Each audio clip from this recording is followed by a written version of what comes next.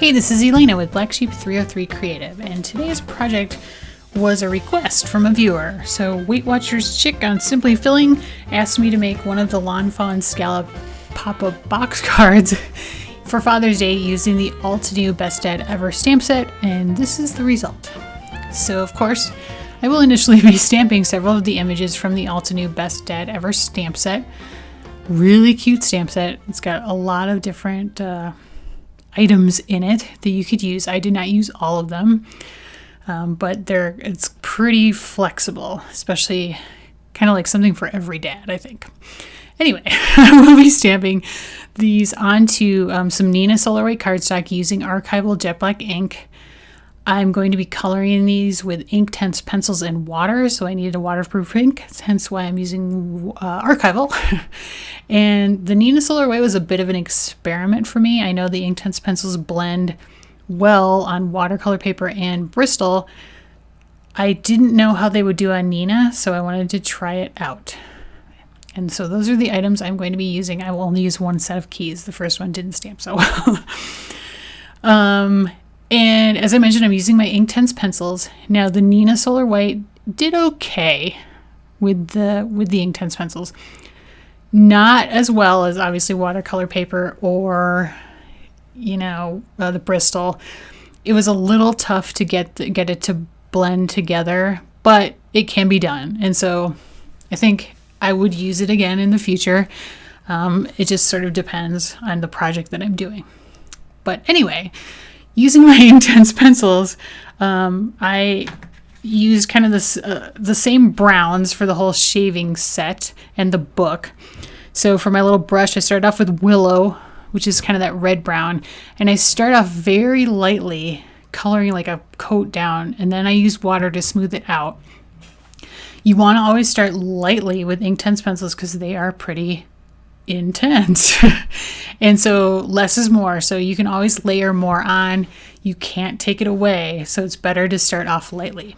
And then for my shading on this, I used Oak, which is kind of a greeny brown, to shade it in. Another thing to be aware of with Inktense pencils is if you color, like say you've wet down an area and you've used one color and then you put a second color on top of it, you're going to get a very intense, more saturated version of the second color right out of the gate. So if you don't want that, you need to let the first area dry before you layer on the second color. I didn't mind with the Oak, especially on the brush, because I was going for like a really sort of deep brown color. And then I added neutral gray for the bristles, and then also for the razor on the razor. Same browns for the handle on the razor, and then also neutral gray here on the hammer top. Now the nice thing about Inktense pencils is you can really do a lot with just one color. So all of the coloring and shading on both the razor and the hammerhead I'm doing with just the same color. So I did it really lightly initially, and then I'm going back with more color and adding it down to add in shading. And you might have noticed there really quickly, I did a little bit of like taking my brush to the tip of the pencil to add it in, just a little bit here and there. And that's a nice way to have pretty good control over where you put down the color. Now on my hammer handle, I used some Payne's Gray, which is a really blue gray. And then later I will add on some Peacock Blue, which becomes sort of my accent color, to make that kind of like a blue-black. My keys I wanted to be, I don't know, sort of metallic-y, but not silver. So that first key I'm making kind of gold, so that initial layer is amber. Then the back color I was going for like a copper look. So I used Baked Earth as my first color, and then Saddle Brown as my shading. And then on the amber, I will add tan on top of it, and then I'll like add a little more tan to like add some more additional shading onto it to kind of darken it down and make it look more gold. Now here is my blue shading. So my initial color was Iris Blue, which is what kind of the light blue, and then I added Peacock Blue as the darker color to kind of darken everything down. The book I colored with the exact same browns, so Willow and Oak on the book, and then I added some blue around the little diamond there. And so blue kind of became my accent color to go with the rest of the items. And so I add a little bit of poppy red on the tie on the book, and then there's a little like pocket badge guy on the tape measure guy, and then a little amber on his headlamp, and a little bit of neutral gray on Dad's sunglasses on the book. And so I'm just kind of shading again with the peacock blue on the mug and on the tape measure to just get the shading the way I like it. And then finally, to kind of age down the backgrounds on the tape measure and the book, and then inside the mug, I used Sicilian yellow, which is really kind of an ivory, to just kind of age those areas down. And I did add that also over the fathers on the Happy Father's Day greeting as well. Now, to construct the box, you will need the Lawn Fawn Scallop box card pop-up dies, and you'll cut 2 of the inner tabs out of black and 2 of the larger box pieces out of red. I used Lawn Fawn cardstock that worked really well. This is chili red and then black for my little inner tabs. So my idea here was I wanted to make it look kind of like a toolbox. So, you know, like a red toolbox with black insides. So that was my thinking on the color choices. And so now I'm just reinforcing all of the folds that are scored into the pieces with the die. And I also want to mention that I did cut off the scallops on the edges by basically just taking it to the paper cutter and trimming it down. It doesn't affect anything at all. It makes it a tiny bit smaller. Just make sure that your 2 pieces match when you finish trimming that off. I just didn't like the scallops on this version for a manly card. I was going for like, you know, manly toolbox, so I didn't like the idea of the scallops, so I cut them off. And now to kind of distress the whole thing down and make it look like, you know, this is an aged toolbox that Dad's been using for years and years, I decided to wear it down with some distress ink on the edges.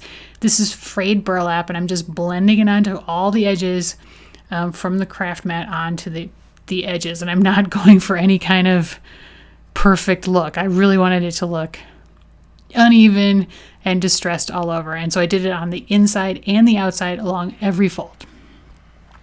Now, to construct the box, you need to put some adhesive along actually both tabs of the box, but this time I'm only using one.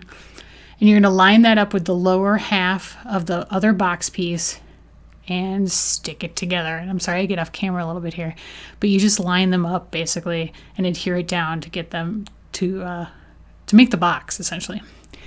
And now the tabs might be the trickiest part of the construction. So you just need to fold over the small tabs on what I'm calling the like inner tabs. Put some adhesive on all of those tabs. I'm only going to do it on one here initially, but I'd do it all at once if I were you. So how I line these up is I kind of decide on that first panel, like what's 2/3 of the way back, and then fold over the tab. But before I press it down, I make sure it's lined up with the upper fold line, and then I press it down because you need it to be straight. It has to be straight. If it's not straight, when you press the box together, the box is going to be wonky. So just be aware of that. So now so you're going to do the same thing with the second tab, which I'm lining up now like 1/3 of the way into that first, piece on the box. And again, making sure it's straight. And now you just take off the backing on the adhesive on the second part tabs on the inner tabs, and then also remove the adhesive on the second box tab, and then fold the box over right on top of it, line it up nicely, and that's it. So as long as you get those inner tabs straight, I mean, they're not going to be perfectly. You can see mine bend a little bit. The box will work correctly. Now here are all my stamped and colored pieces. I did stamp initial stars from the stamp set using blue, silver, and gold ink. And then I cut everything out. Fussy cut it all out. And then I decided I wanted to put some stuff on the front of the box, so what the box when it's closed. And since I didn't do it ahead of time before I stuck my box together, which would be a good idea, but I didn't think of it, I decided to do it after it was closed using my MISTI. So the saying along the bottom is, "Thank you, Dad, for everything." And the saying that kind of goes angled on the side says, "You are my hero." And there are a bunch of those cute sayings in that Altenew stamp set. So if you want some like cute love you dad fathers sayings. Those are really fun. And now I'm putting the book on the front, and I'm reinforcing the fold on that tab there, or the piece of the side of the box, because that will fold over when it's closed. Now, to make it look like a toolbox, I wanted to add some rivets, but I didn't have any like metal ones. So I had white.